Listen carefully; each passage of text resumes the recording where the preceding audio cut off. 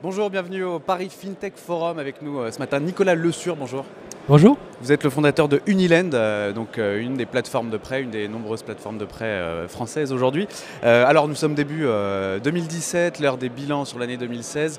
Le marché a drainé plus de 83 millions d'euros de prêts l'an dernier, c'est 2,5 fois plus que l'année précédente. Mais lorsqu'on voit le détail des plateformes qui sont catégorisées ensemble, on s'aperçoit que la plateforme numéro 1, Lendix, enregistre près de la moitié de ses prêts. Pourquoi un tel écart entre le premier et les poursuivants? Pour une raison très simple, c'est que l'Endix s'adresse à des très grosses PME avec des tickets unitaires plutôt de l'ordre de 1 million d'euros. Donc nous, on fait plutôt des TPE à 80 000 euros. Donc voilà, c'est uniquement une question de marché. C'est un secteur qui est effectivement très divers, contrairement aux apparences. C'est-à-dire qu'en fait, il n'y a quasiment pas une plateforme qui fait finalement le même métier, que ce soit en termes de clients visés. L'Endosphère va faire les énergies renouvelables, l'Endix les PME ETI, nous ça va être les TPE, que sais-je, United dans son genre ça va être le crédit à la consommation, et puis même dans les niveaux de risque recherchés, dans les types de financement, voilà, donc c'est en fait une manière un peu hétérogène de rassembler tout ça, mais un marché justement qui montre une grande dynamique parce qu'il y a un énorme espace pour justement créer tous ces univers. Il y a énormément de gens à servir, donc c'est aussi ce qui explique ce foisonnement de plateformes avec des modèles très différents. Un énorme espace, donc vous le disiez, mais aussi des plateformes peu de plateformes qui gèrent la plupart des échanges qui sont réalisés. Donc les trois premiers gèrent 75% à peu près du marché. Est-ce qu'à l'image de ce qu'a fait Lendix l'an dernier avec FinSquare, on peut s'attendre à des rapprochements? Vous êtes la troisième plateforme. Alors, moi je ne crois pas à ces rapprochements, parce que justement, à mon avis, l'histoire que vous évoquiez a montré que c'était compliqué à gérer. Et je pense plutôt que celles qui n'arriveront pas à avoir les financements nécessaires ou à survivre faute de volume vont s'éteindre tranquillement, progressivement, mais il n'y aura pas de consolidation. On n'est pas du tout dans un secteur comme les comptes titres en bourse par exemple, où agréger un courtier en ligne à un autre courtier en ligne, ça additionne des clients. Les clients des plateformes de financement de prêts sont généralement multiplateformes. Donc nous, on a nos 12 000 prêteurs particuliers qui ont fait la plus grosse communauté de prêteurs de toutes les plateformes. Il y en a un certain nombre, si on devait acheter une autre communauté, qu'on va déjà avoir. Donc il y a une redondance qui fait que ça n'a pas de sens. Alors en ce qui concerne Uniland, sur le bilan 2016, on s'aperçoit que vous avez financé 7 millions d'euros. Lorsque l'on voit le nombre de dossiers acceptés par la plateforme, on s'aperçoit qu'il y a une légère baisse. Est-ce que c'est la rançon pour maintenir un taux de défaut à un niveau acceptable? Pour quelle raison? Alors c'est pas pour le taux de défaut, c'est simplement qu'on est dans un marché dans lequel en 2016, les emprunteurs que nous on estime de qualité ont été extrêmement sollicités par leur propre banque. Et donc pour être tout à fait transparent, nos vrais concurrents, c'est les banques. Donc davantage de crédits accordés par les banques sur les PME. Et alors ça s'explique parce que elles ont un coût de refinancement négatif à la Banque centrale, elles ont la garantie de BPI France dont on ne bénéficie pas, et donc quelque part elles sont subventionnées pour prêter à des taux ridicules un risque qu'elles ne couvriront pas elles-mêmes. Donc il y a une aberration de marché.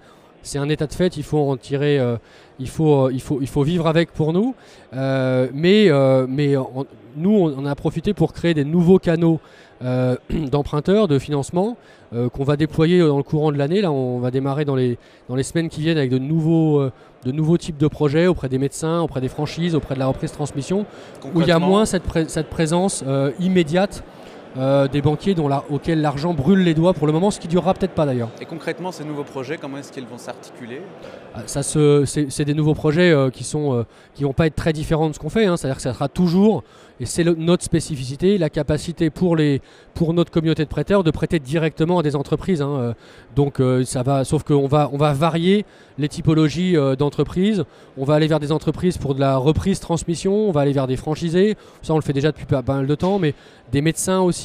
Voilà, on va varier et étendre en fait nos solutions à de nouveaux acteurs qui d'ailleurs souvent sont venus nous chercher voyant que ça fonctionnait pour l'étendre à leur propre marché. Alors vous avez récemment fait évoluer votre statut, donc vous avez intégré un nouveau statut, celui de conseiller en investissement participatif.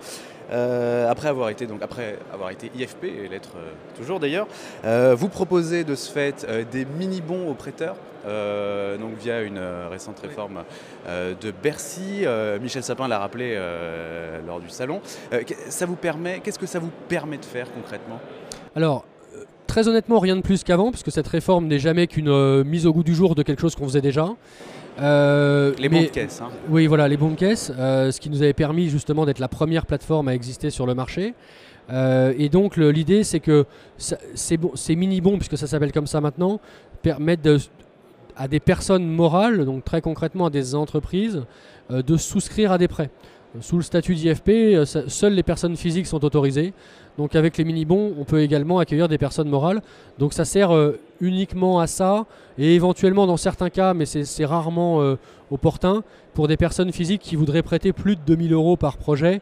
Mais à moins de connaître personnellement l'entreprise, c'est vraiment pas recommandé, et on le déconseille vivement. Parce que la clé, c'est de bien diversifier ses prêts. Donc voilà. Alors, et pour terminer, le marché du prêt aux entreprises représente grosso modo 80 milliards d'euros. Qu'est-ce que vous estimez être la part à terme dévolue au financement participatif, aux prêts aux entreprises par les particuliers? Alors, le prêt par les particuliers, ça va dépendre sous quelle forme, mais je pense qu'il n'y a aucune raison de penser que ça ne puisse pas représenter 10 à 20% de ce marché-là. Mais fondamentalement, ma conviction, c'est qu'on ne va pas prendre un bout de ces 80 milliards, on va l'étendre. C'est-à-dire qu'on voit bien que nous, nos clients, quand on regarde d'où viennent où sont leurs RIB, leurs banques, c'est très représentatif de la part de marché des banques françaises sur le segment qu'on vise. Je ne sais pas comment c'est chez les autres, mais c'est un tiers chez BPCE, un tiers dans le groupe Crédit Agricole, 10-12% chez BNP et SocGen, et le reste Crédit Mutuel. Mais simplement, ces gens viennent là, ils ont parfaitement accès à des financements dans ces banques-là, mais ils viennent financer des choses que ces banques-là ne financent pas.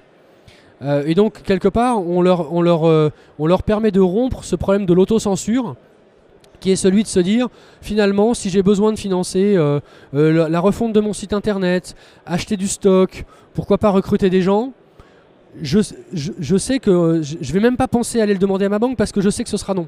Donc je me force à l'autofinancer.